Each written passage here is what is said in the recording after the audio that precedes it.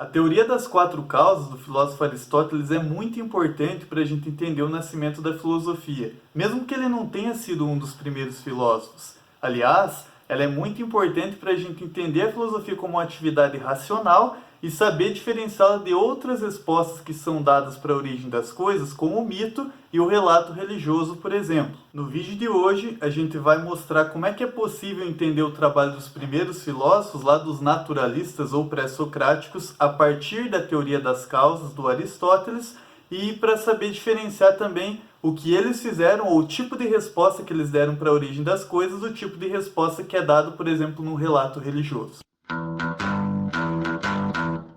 Fala galera, mais um vídeo do canal Arte de Pensar. A gente já fez aqui um vídeo falando das quatro causas do Aristóteles, na verdade é o vídeo número 6 da playlist História da Filosofia, onde a gente também fala dos conceitos arte e potência, enfim, mas por que eu queria focar na teoria das quatro causas? Porque é possível a gente perceber essas quatro causas numa explicação religiosa, por exemplo, do relato do Gênesis que está lá na Bíblia para explicar a origem do ser humano, e também numa explicação filosófica, como é aquilo que os naturalistas fizeram para explicar a origem das coisas no início da filosofia. E usando essa teoria das quatro causas do Aristóteles, fica bem claro, bem explícito para a gente as principais diferenças entre uma explicação de cunho sobrenatural da origem das coisas, que seria o relato religioso, e uma explicação de cunho racional para a origem das coisas, que seria a resposta filosófica. Por exemplo, vamos pegar o relato da origem do ser humano lá no livro bíblico do Gênesis. Se a gente prestar bem atenção, existem quatro causas que o escritor do livro tenta colocar para explicar a origem do ser humano. Existe primeiro uma causa eficiente, que é aquilo que dá origem para a coisa, no caso o que dá origem para o ser humano é o próprio Deus Criador. Existe uma causa material, que é o pó da terra, do qual Deus faz o homem e depois sopra o fôlego em suas narinas. Existe uma causa formal também, que é a forma da coisa, a forma do homem, no caso, é a própria imagem e semelhança de Deus. E existe também uma causa final, que é o propósito ou a finalidade da existência do ser humano, que é ser o administrador, ser o gerenciador da natureza criada por Deus. Então, mesmo numa explicação desse tipo, que é uma explicação religiosa, uma explicação de cunho sobrenatural para a existência do ser humano, para a origem do ser humano, é possível a gente perceber que existe aí uma tentativa de dizer quais são as causas. Qual é ou quais são aquelas coisas que dão origem para que isso passe a existir. E como o historiador da filosofia Anthony Kenny bem percebe, o trabalho dos primeiros filósofos também é um trabalho de explicar as causas da existência das coisas, mas explicar, claro, de um modo racional, de um modo filosófico, olhando para a natureza, para a própria natureza, para explicar a sua origem, e não invocando causas sobrenaturais, deuses e forças sobrenaturais para explicar a origem das coisas.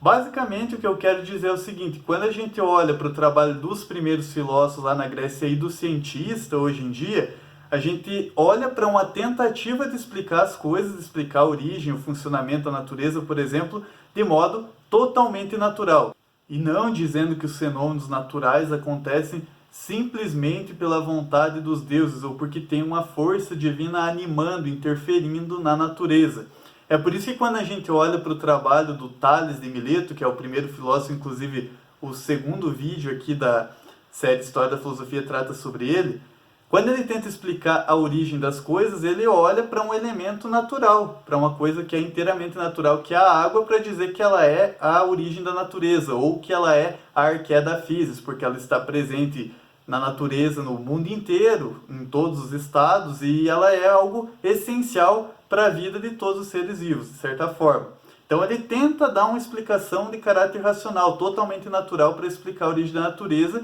e nisso essa resposta se diferencia fundamentalmente do que seria uma resposta religiosa. Em outras palavras, a gente poderia dizer que o Tales está tentando dar uma resposta para o que seria a causa material das coisas, ou aquilo do que tudo é feito. E de certa forma os filósofos que vêm depois do Tales também tentam fazer a mesma coisa usando o mesmo método, que é o método filosófico racional. Só que eles vão discordar o que seria essa causa material, ainda que sempre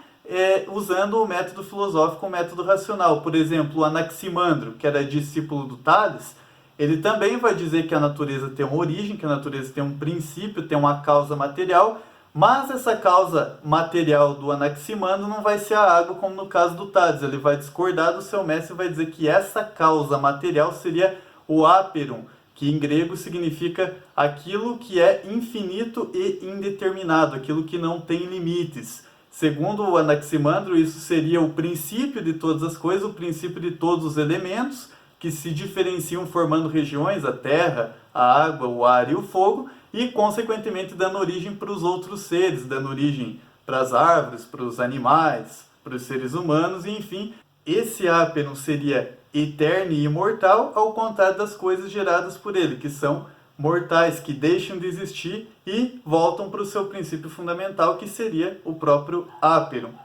O Anaxímenes, que também é um filósofo da escola de Mileto, ele também é discípulo do Tales e do Anaximandro, ele vai concordar que a origem da natureza é algo infinito, mas ele vai discordar que isso seria indeterminado. Ele vai dizer que a origem da natureza é o ar infinito. E por que ele vai dizer isso? Ele entende o universo como um grande ser vivo, e claro, como o ar é um elemento indispensável para a nossa vida, ele vai nomear o ar como a origem da natureza. E vai explicar também a diferença das coisas, a diferença dos seres entre si, pela maior quantidade ou menor quantidade de ar que eles têm em si, que é a sua matéria-prima, que é a sua causa material. E eu poderia trazer aqui outros filósofos que se preocupam com a causa material do universo, a causa material das coisas, enfim, você pode inclusive pesquisar nos livros de história da filosofia a respeito disso.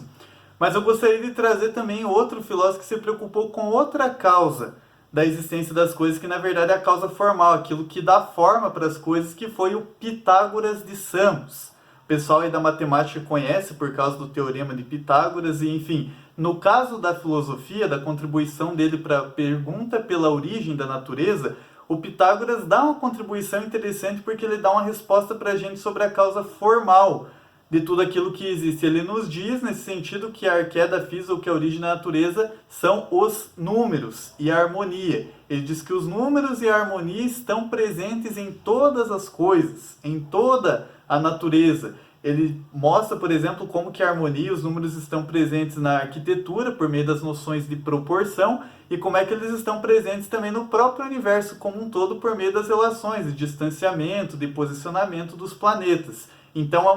uma tentativa de dar uma resposta para a causa formal das coisas. Aliás, é importante fazer um esclarecimento histórico aqui sobre o Pitágoras, porque existem controvérsias se o personagem Pitágoras, a pessoa do Pitágoras em si, realmente existiu, ou se existiu apenas o grupo geral dos pitagóricos, que era um grupo de filósofos que viveu na ilha de Samos no século VI a.C., e que, de certa forma, influenciou o pensamento de filósofos posteriores como Sócrates, Platão e Aristóteles. Em todo caso, o mais importante aqui é perceber o legado desses filósofos, o legado desses autores para isso que nós chamamos de filosofia, ou mesmo para o que nós chamamos hoje de ciência, que é um empreendimento também racional de tentar explicar a natureza, sua origem, suas regras, seu funcionamento,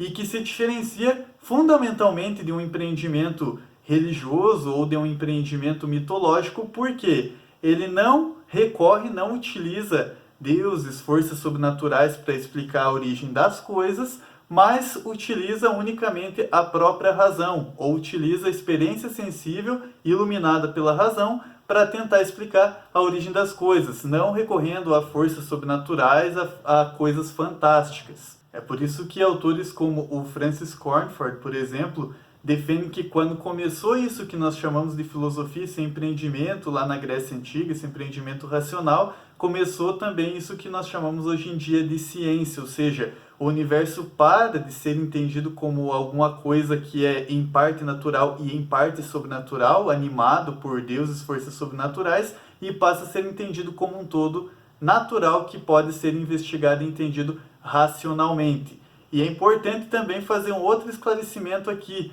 para afastar um preconceito bem comum, que é dizer que os filósofos são ateus ou os cientistas são necessariamente ateus. Inclusive é uma coisa que eu já falei aqui num vídeo sobre filosofia da religião, porque isso é um preconceito injustificado. Na verdade, nada impede ao filósofo ou ao cientista de também ser uma pessoa religiosa, de também ter as suas crenças religiosas. A única diferença é que ele sabe que quando ele está tratando de investigar a natureza ou de estudar racionalmente a natureza, justamente porque ele está tentando fazer isso de maneira racional, ele não vai deixar com que as suas crenças ou as suas preferências de natureza religiosa interfiram nessa investigação. Mas isso não impede, mais uma vez, que ele seja uma pessoa religiosa. Eu espero que você tenha entendido aí qual a importância desse legado do Aristóteles para a posteridade, ou mesmo para a gente entender o nascimento da filosofia, né, para essa investigação racional das causas, das coisas.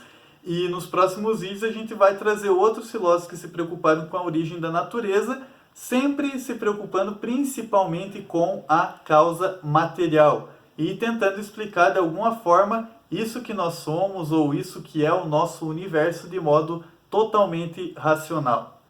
Curtam o vídeo, se inscrevam no nosso canal e vejam as nossas referências.